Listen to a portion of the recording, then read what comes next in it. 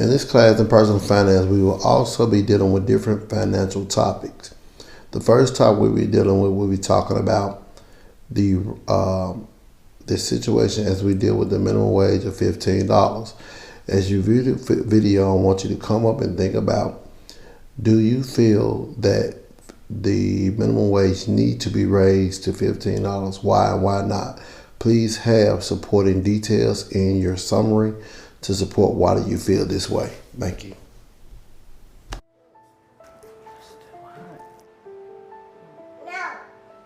My name is Sophia Cotton. I'm 22. I have a 1-year-old son. I'm a single mom. I make $7.50 an hour at McDonald's. Nothing.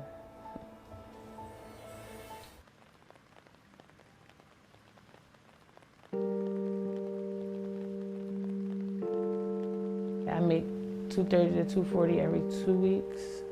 I've been working there for almost a year. I haven't had a raise since I started working there. If they have a slow week, you go home every day. I came into work one morning, I had to be there at 7. And once the general manager came in, she came in like 7:30, 8 o'clock, and she was like, oh, okay, well, Sophia, you can clock out. And I'm like, well, I just got here. She's like, oh, well, we don't need you, labor's high. You can go ahead and clock out. It does not really matter to them if we're making our hours and getting paid.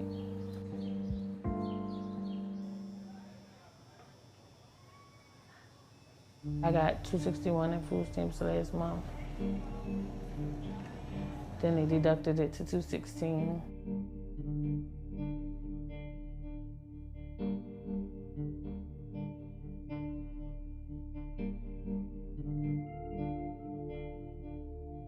To go through the whole month for $216 is feeding my son, me, every day, like feeding breakfast, lunch, dinner.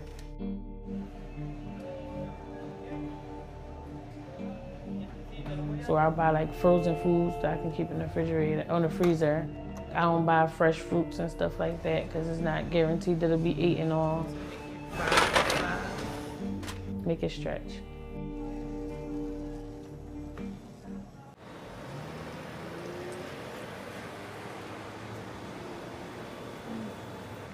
Come on. With child care, I get CCIS, which is like covers your child care or any daycare that you would like your child to go to.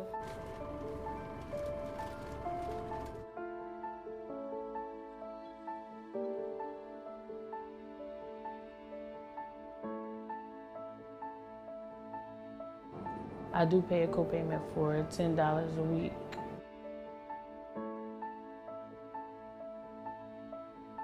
His dad's actually incarcerated, so it's like just me. Come on, Safi. I want my son to not have to struggle the way I struggle. He's going to have a good paying job. He's not going to have to pick through anything. He's like, I'm going to do anything he want to do, he'll be able to do. Give me a cup. I'm going to make it easier for him so he won't have to see a struggle at all, because I'll rather struggle for him than him struggle for me. Like, I just want him to know. I'll make it easier for him. Yeah.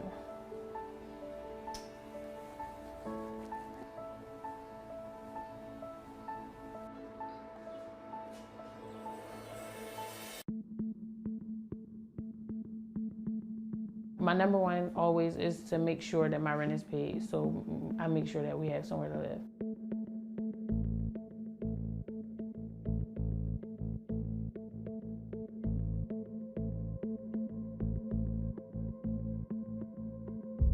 Me and my sister split it. We paid $220 a piece. $1,030 pays $125 of it for us.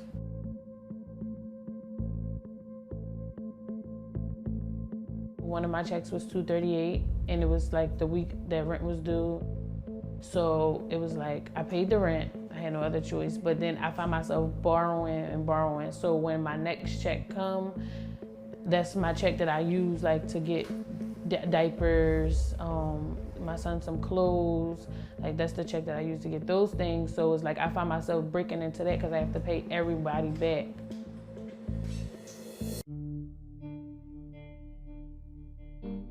I only go to the doctor like if I need to go or I have no other choice to go, I'll go.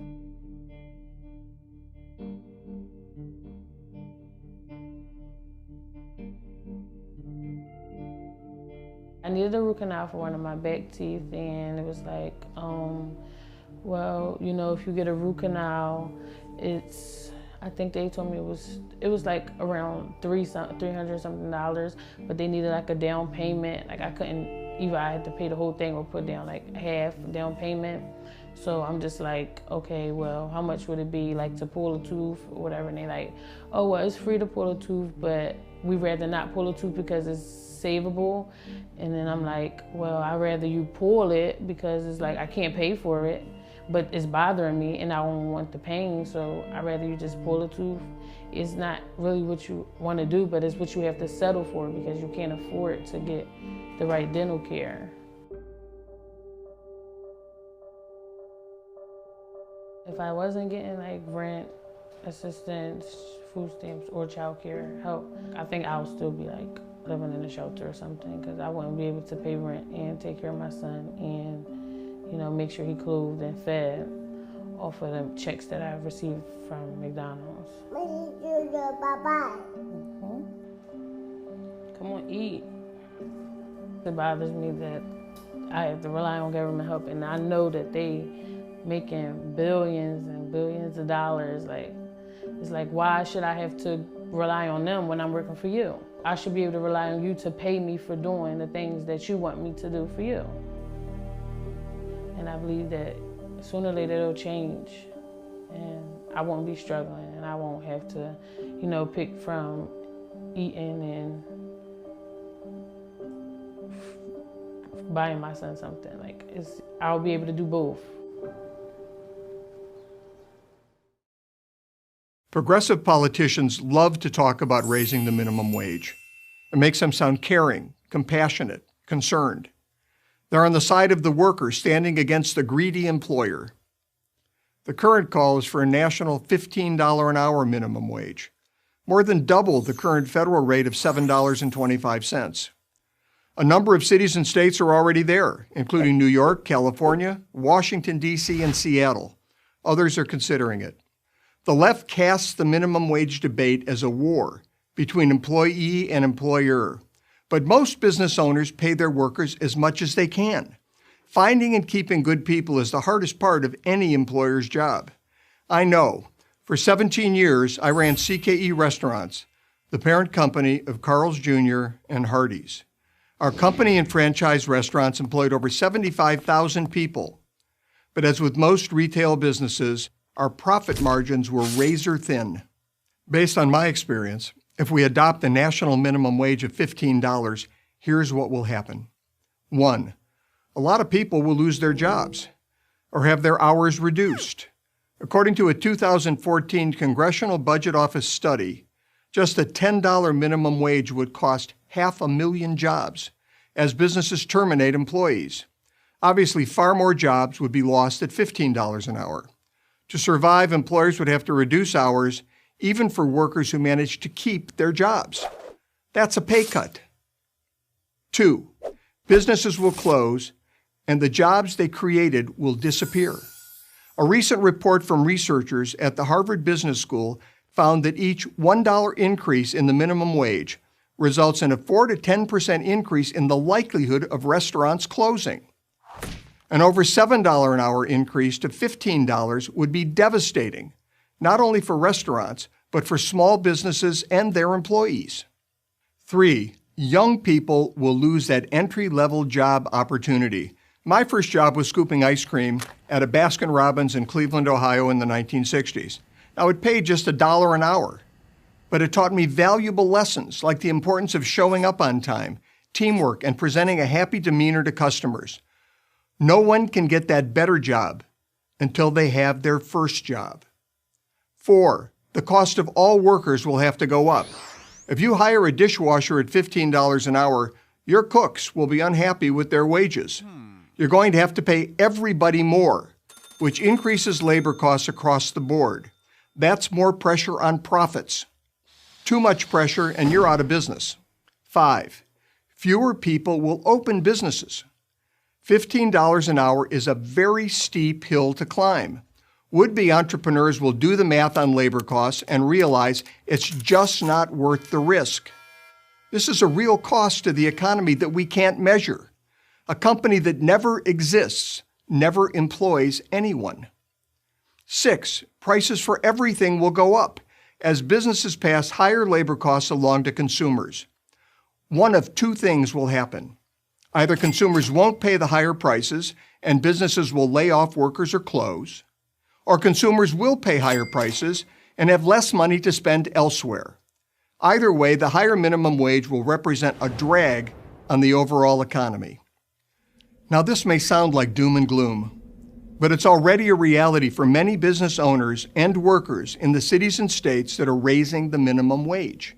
In San Francisco, AQ, a 2012 James Beard Award finalist for the best new restaurant in America, saw rising labor costs drive its profit margins down from 8.5% in 2012 to 1.5% by 2015. So it shut the doors. Jeremy Marin's chain of Cuban restaurants in New York closed 2 locations because of minimum wage increases and has raised prices at the restaurants he's still operating. The minimum wage, he said, is going up too fast. We can't catch our breath. Kevin McNamee is a chiropractor in California. I'll be moving my 2 companies out of Los Angeles, he wrote in a letter to the New York Times.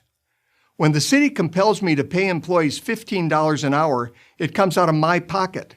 Last year, my employees made more than I did. Now, these stories are already all too common. Expect them to become more so as cities and states pile on the $15 minimum wage bandwagon. So, if a $15 minimum wage doesn't help workers and doesn't help employers, who exactly does it help? Well, maybe just the progressive politicians who manage to mislead voters into believing that it's the right thing to do. Sounding caring, compassionate, and concerned is all well and good, but having a job is better. I'm Andy Puzder for Prager University.